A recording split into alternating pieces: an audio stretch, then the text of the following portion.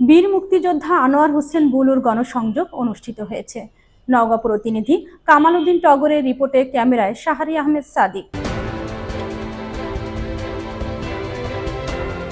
নওগাঁর আত্রাইয়ে বিএনপির ভারপ্রাপ্ত চেয়ারম্যান তারেক রহমানের ৩১ দফা সামনে রেখে নওগাঁ ৬ আত্রাই রানীনগর এর বিএনপির মনোনয়ন প্রত্যাশী কেন্দ্রীয় বিএনপি কার্যনির্বাহী কমিটির সদস্য বীর মুক্তিযোদ্ধা মোহাম্মদ আনোয়ার হোসেন বুলুর গণসংযোগ শেষে ৪ নং পাঁচুপুর সদর union Sahebganj Biharipur Ahsanganj rail station বাজার বিএনপি ও অঙ্গ সংগঠনের নেতা কর্মীদের নিয়ে দিক নির্দেশনা ও মত বিনিময় সভা করেন। মঙ্গলবার ৭ অক্টোবর বিকেল ৪টায় আত্রাই উপজেলার বিভিন্ন হাটবাজার দিক নির্দেশনা ও মত বিনিময় সভায় তিনি নেতা কর্মীদের উদ্দেশ্যে বলেন, এখন আর আমাদের ঘরে বসে থাকার সময় নেই, আমাদের সামনে এক বিরাট চ্যালেঞ্জ অপেক্ষা করছে।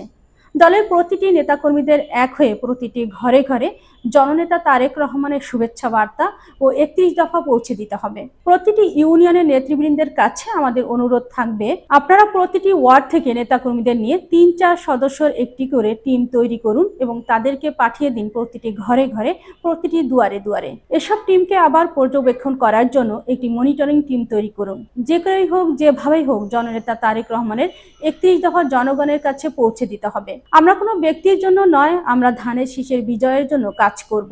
দল যাকেই মনোনয়ন দিবেন আমরা তাকেই সামনে রেখে ধানের শীষের বিজয়ের লক্ষ্যে মাঠে ময়দানে কাজ করব। আমরা সব সময় আপনাদের পাশে ছিলাম, এখনো আছি এবং ভবিষ্যতেও আমি আপনাদের পাশে থাকবো ইনশাআল্লাহ। গণসংযোগে উপস্থিত ছিলেন আত্রাই উপজেলার বিএনপির সাবেক সাধারণ সম্পাদক ও সাবেক পাঁচুপুর ইউনিয়ন পরিষদের সফল চেয়ারম্যান এমদাদুল হক পিন্টু বিশ্বাস, উপজেলা মুক্তিযোদ্ধা কমান্ডারের আহ্বায়ক বীর মুক্তিযোদ্ধা আব্দুল মান্নান, সাবেক কালিকাপুর ইউনিয়ন পরিষদের চেয়ারম্যান বিএনপি নেতা আব্দুল হাকিম, সাবেক বিএনপির দপ্তর সম্পাদক কামাল উদ্দিন টগর, বিএনপি নেতা তানভীর রহমান পলাশ, বিএনপি নেতা কুবাত আলী, বিএনপি নেতা সেন্টু, বিএনপি নেতা ভোপারা ইউনিয়ন পরিষদের সদস্য সাইফুর রহমান, রানীনগর উপজেলা বিএনপির সাবেক আহ্বায়ক ও সহ সভাপতি রকুনুজ্জামান রুকু সহ সভাপতি AKM জাকির হোসেন, উপজেলা মহিলা দলের নেত্রী মেরিনা বেগম সহ বিএনপির সকল অঙ্গ সংগঠনের নেতৃবৃন্দ।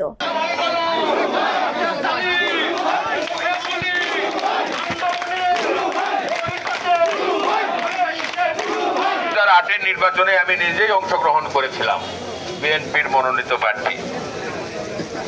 তারপর বাংলাদেশের আকাশে যে কালো মেঘ, বাংলাদেশের মানুষের মাথার উপরে যে কালো মেঘ ছিল জমজমাট, সেই মেঘ সরানো যাচ্ছিল না। যা সরাতে বাংলাদেশের মানুষের প্রয়োজন হয়েছে 17-18 বছর।